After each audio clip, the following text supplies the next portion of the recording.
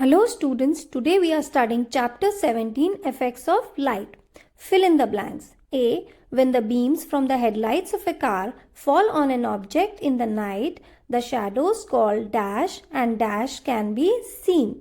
इसका मतलब जब रात के टाइम किसी कार की हेडलाइट से जो लाइट निकलती है, जब वो किसी ऑब्जेक्ट पे पड़ती है तो जो शैडोज बनती हैं उसको क्या कहते हैं? So the answer is umbra and penumbra. So umbra is the darkest region of the shadow and penumbra is slightly faint region of a shadow. Now the B part. During a lunar eclipse, the shadow of dash falls on the dash. इसका मतलब जब चंद्र ग्रहण होता है तो किसका shadow किस पे पड़ता है? So the answer is during a lunar eclipse the shadow of earth fall on the moon. C. During a solar eclipse the shadow of dash falls on the dash. इसका मतलब जब हमारा सूर्य ग्रहण होता है तो किसका शैडो किस पे पड़ता है? So the answer is during a solar eclipse the shadow of moon false on the earth. Now question number D. Various shades of color are seen in the sky at sunrise and sunset due to dash. So the answer is various shades of the color are seen in the sky at sunrise and sunset due to scattering of the light.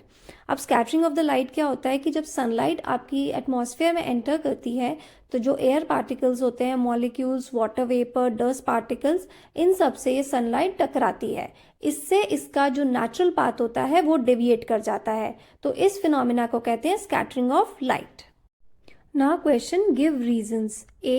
Space beyond the Earth's atmosphere appears dark. मतलब जो अर्थ के बाहर space होती है वो dark क्यों दिखाई देती है? So the answer is when the sunlight is scattered by the particles present in the atmosphere, the surrounding gets illuminated and appears bright.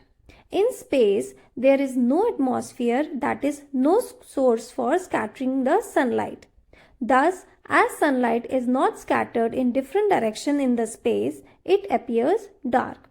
इसका मतलब क्या होता है कि जैसे जब हमारी अर्थ पे क्या होता है कि जब सनलाइट पड़ती है तो जो हमारे एयर में मॉलिक्यूल्स होते हैं, डस्ट पार्टिकल्स होते हैं, उससे वो टकराती है और डेविएट कर जाती है, इससे स्कैटरिंग होती है. लेकिन क्योंकि मून पे कोई एटमॉस्फेयर नहीं है, कोई एयर नहीं है, तो सोर्स ऑफ स्कैटरिंग इसमें मून पर जीरो है. सो इसी वजह से वहां पे डार्क अपीयर होता है. B. We are able to read while sitting in the shade. इसका मतलब हम शेड में बैठ के पढ़ कैसे पाते हैं? Answer, light which is required for seeing and reading will reach us even when we are sitting under the shade. This light comes to us upon reflecting from various objects around us. मतलब जब हम shade में बैठते हैं तो हमारे पास sufficient light आ जाती है क्योंकि सराउंडिंग में जो रिफ्लेक्शन हो रहा है वो हमारे लिए sufficient होता है रीडिंग के लिए, इसलिए हम शेड में बैठ के पढ़ सकते हैं. C. We should not observe the solar eclipse with naked eyes. इसका मतलब जब हमारा सूर्य ग्रहण होता है तो हमें सीधे सूर्य की रोशनी की तरफ क्यों नहीं देखना चाहिए या सूर्य की तरफ देखना क्यों नहीं चाहिए? So the answer is we should not observe solar eclipse with naked eyes because by doing so we might damage our eye sight. We may suffer from permanent vision impairment और serious eye injuries. Thus, we should always use some device such as binoculars while watching the sun during solar eclipse. इसका मतलब जब solar eclipse होता है या सूर्य ग्रहण होता है तो हमें सीधे सूर्य की तरफ क्यों नहीं देखना चाहिए? वो इसलिए कि जो अल्ट्रा वायलेट रेज होती हैं सन की वो हमारी रेटिना पे परमानेंट डैमेज कर सकती हैं. सो अगर रेटिना पे डैमेज होता है तो आई साइट या विजन प्रॉब्लम हो सकती है. सो इसलिए हमेशा एडवाइस किया जाता है कि कोई डिवाइस जैसे बायनैकुलर्स हमेशा यूज किए जाएं for eye protection during solar eclipse. Third, give some examples of scattering of light that we come across in day to day life. इसका मतलब इसमें पूछा है स्कैटरिंग ऑफ लाइट के एग्जाम्पल्स जो कि हम रोज दिन ब दिन में देखते हैं. Some examples of scattering of light that we come across in day-to-day life are: first, blue color of the sky.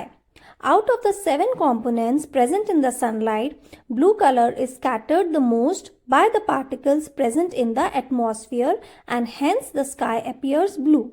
इसका मतलब जो 7 कंपोनेंट्स प्रेजेंट होते हैं सनलाइट में, जो विबग्योर होता है उसमें ब्लू कलर सबसे ज़्यादा स्कैटर करता है क्योंकि ब्लू कलर की वेवलेंथ सबसे कम होती है। इसकी वजह से स्काई अपीयर ब्लू करता है क्योंकि ब्लू कलर की स्कैटरिंग सबसे ज़्यादा होती है।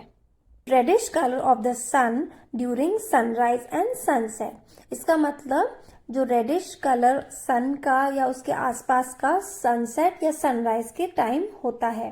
एट सनराइज और sunset the sun is located near the horizon of the earth, hence light has to travel a long distance through the earth atmosphere. At the time of sunrise or sunset, when white sunlight falls on the suspended atmospheric particles, blue color light scatters out in deep space, while red color light scatters less and hence reaches the observer on the surface of earth. Hence, when this less scattered red light reaches our eyes, the sun and its surrounding appears to be reddish. इसका मतलब जब sunrise या sunset के time जो हमारा सन होता है it is located near the horizon of the earth. अब ये हॉरिजॉन क्या होता है? हॉरिजॉन हमारा एक इमेजिनरी लाइन होता है जहाँ पे स्काई और अर्थ मीट करता है। सो यहाँ पे लाइट को बहुत लंबा डिस्टेंस ट्रैवल करना पड़ता है थ्रू अर्थ एटमॉस्फेयर। सनराइज और सनसेट के टाइम जब ये वाइट सनलाइट फॉल करती है सस्पेंडेड एटमॉस्फेरिक पार्टिकल्स पे, तो ये ब्लू कलर जो लाइट होती है स्कैटर कर जाती है डीप स्पेस में, और रेड कलर लाइट क्या करती है? सबसे कम स्कैटर करती है और वो ऑब्जर्वर आई को रीच करती है। इसी वजह से आपको सनराइज या सनसेट के टाइम जो स्काई होता है वो रेड कलर का दिखाई देता है। So next is danger signals in red colour, मतलब जो डेंजर सिग्नल्स होते हैं वो रेड कलर के क्यों होते हैं? Red colour is scattered least by atmospheric particles and it can travel longer distance as compare to other colours, thus it alarms a person of the potential danger from far distance. इसका मतलब होता है जो red colour होता है वो least scattered होता है बाय एटमॉस्फेरिक पार्टिकल से और ये लॉन्गर डिस्टेंस ट्रैवल करता है as compare to the other colours. जो बाकी कलर्स होते हैं उसमें रेड की वेवलेंथ सबसे ज़्यादा होती है, इसलिए ये लीस्ट स्कैटर्ड करता है। सिंस हमें पता है कि scattering is inversely proportional to the 4th power of the wavelength, so ये अलाउ करती है रेड लाइट को travel long distances without getting scattered. So danger signal इस वजह से रेड कलर के होते हैं। Now question 4th, why is the shadow of bird flying high not seen on the earth? इसका मतलब जो बर्ड बहुत ऊंची उड़ रही है उसका शैडो आपका अर्थ पे क्यों नहीं दिखाई देता? So the answer is when a bird flies high up in the sky, the darkest part of his shadow called umbra does not reach the earth. Hence, the shadow of bird flying high is not seen on the earth. अब इसका ये मतलब हुआ जो bird बहुत ऊंची उड़ रही है उसका जो अम्ब्रा है शैडो का वो आपको अर्थ पे रीच नहीं करता, और जो पिनम्बरा बनता है वो इतना बड़ा होता है और इतना फेंट होता है वो हमें दिखाई नहीं देता।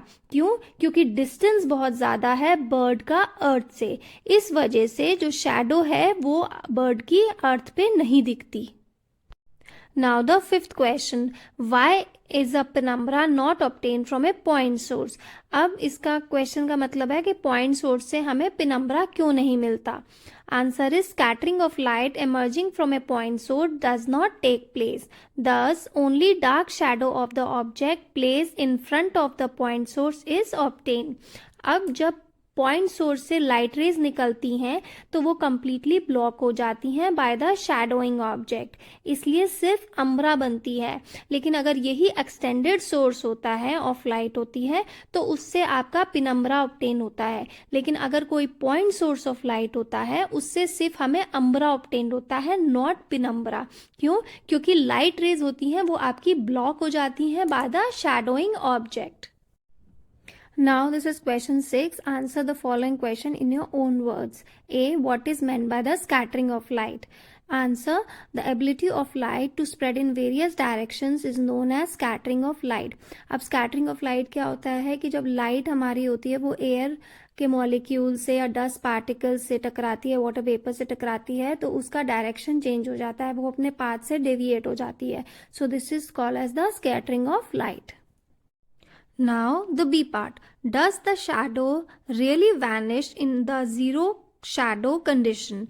इसका मतलब क्या शैडो रियली खत्म हो जाती है जीरो शैडो कंडीशन में? So the answer is in the zero shadow condition the shadow does not really vanishes. In fact it is form just beneath the object because of which we are not able to see it. अब इसका क्या मतलब होता है? Zero shadow condition को पहले हम समझेंगे. जो जीरो शैडो कंडीशन होती है उसमें क्या होता है, जो सन होता है वो ओवरहेड पास हो रहा होता है, जिसकी वजह से जो सन रेज होती हैं वो वर्टिकली पड़ती हैं relative to the object on the ground and it cast no shadow. लेकिन शैडो जो होती है वो हमें दिखती नहीं है, वो बनती बहुत छोटी है और वो अंडरनीथ बनती है, मतलब बीनीथ द ऑब्जेक्ट बनती है. इसकी वजह से हम उसे देख नहीं पाते. Now the C part. Will the laser beam be seen if it passes through a glass box which contains a lighted incense stick? मतलब लेजर बीम दिखेगी अगर वो एक ग्लास बॉक्स से पास करती है जिसमें कि एक अगरबत्ती जली हुई थी. Yes, the laser beam will be seen if it passes through a glass box which contains a lighted incense stick. This is because the laser beam will be scattered by the smoke particles formed in the glass box due to burning of incense stick. Due to this scattering, the path of laser beam will become visible. तो इसका क्या मतलब है? पहले तो हम ये समझेंगे लेजर बीम क्या होता है. Laser beam is it a narrow intense beam produce by laser. अगर हम लेजर बीम को पास करते हैं ग्लास बॉक्स से जिसमें कि एक अगरबत्ती थी जो जली हुई थी, उसमें से जो स्मोक प्रोड्यूस्ड होगी उसकी वजह से ये लेजर बीम होगी वो स्कैटर हो जाएगी. It will be scattered by the smoke particles जो बनते हैं जब भी हमने अगरबत्ती जलाई थी. तो इसकी वजह से, स्कैटरिंग की वजह से, the path of the laser beam will become visible. Now seventh question, discuss and write. Write a science-based paragraph on what if the sun did not rise. ये बहुत इंटरेस्टिंग क्वेश्चन है कि सन अगर नहीं उगा तो क्या होगा. So the answer is if the sun did not rise, the earth will not get illuminated. Due to this, we won't be able to see objects around us if any other temporary source of light is not used. Also, we know sun is the main source of energy to all living beings, so plants won't be able to prepare their food because of absence of sunlight and soon they will die. This will create imbalance in the food chain, which in turn will result in the destruction of all kinds of organisms on earth.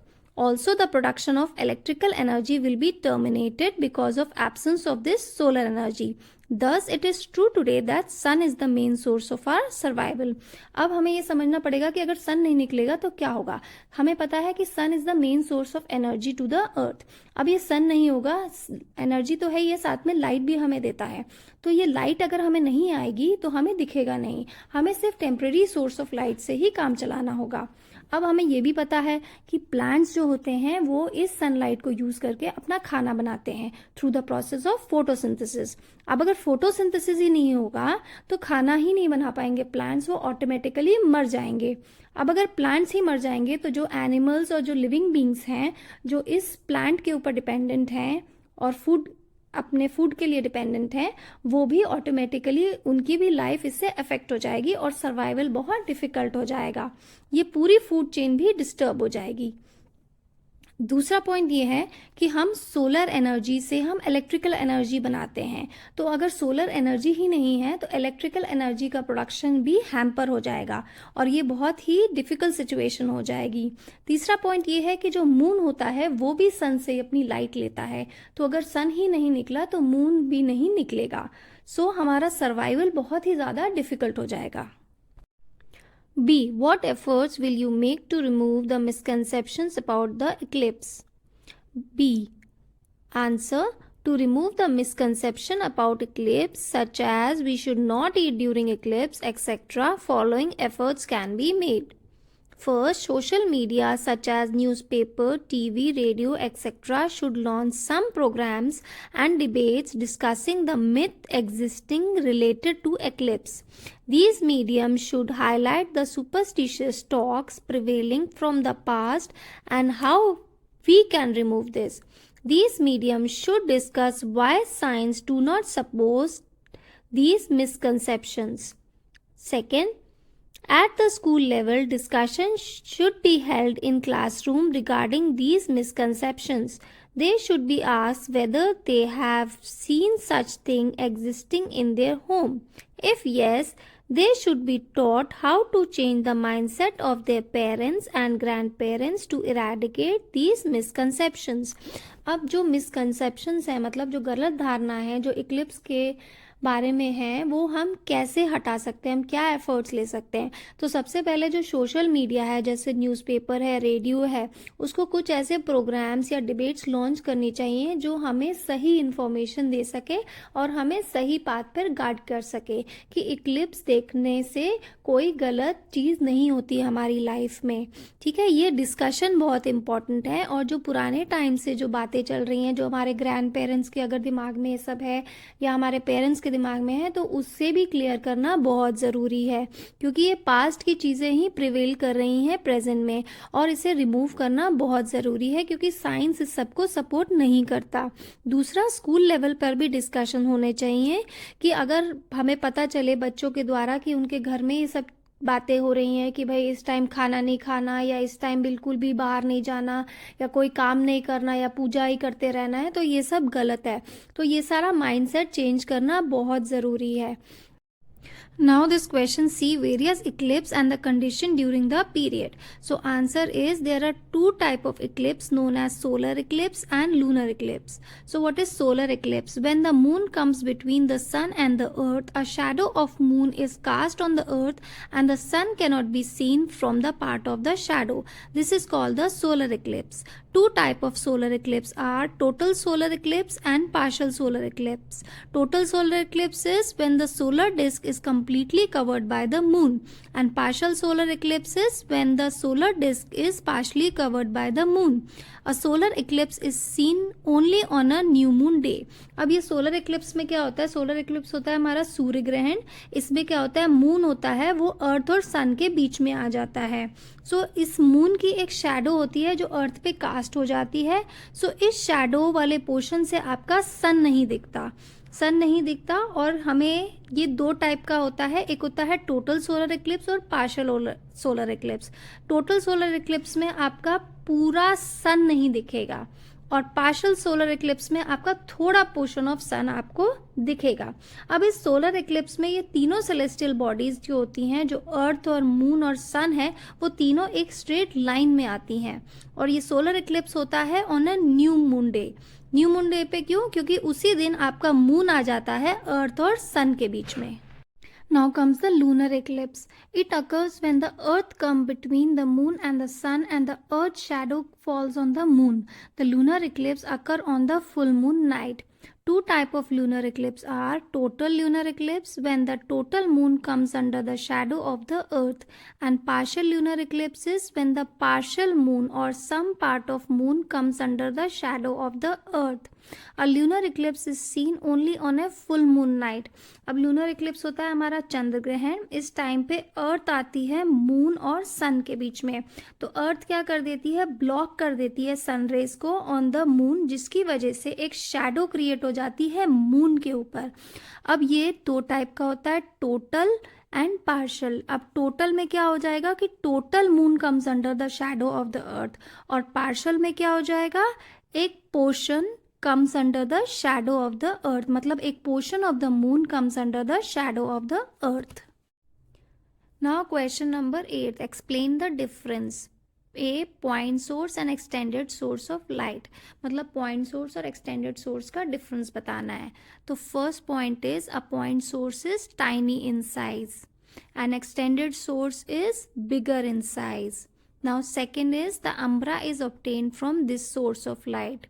Extended source, umbra and penumbra both are obtained from the extended source of light.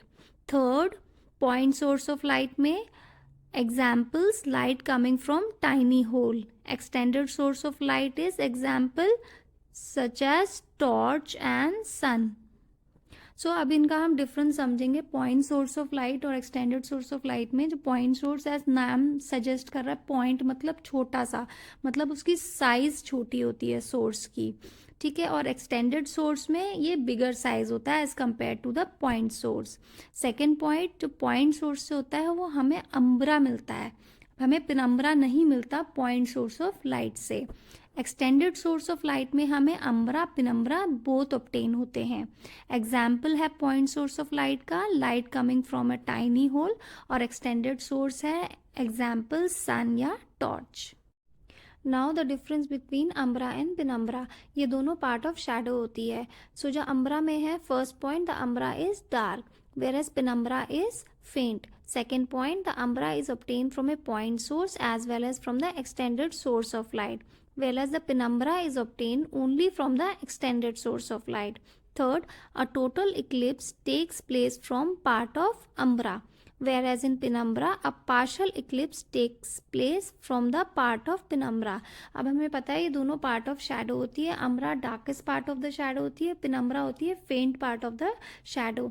और जो umbra का source होता है वो होता है point source as well as from the extended source of light, लेकिन जो पेनम्ब्रा होती है it is obtain only from the extended source of light, not from the point source.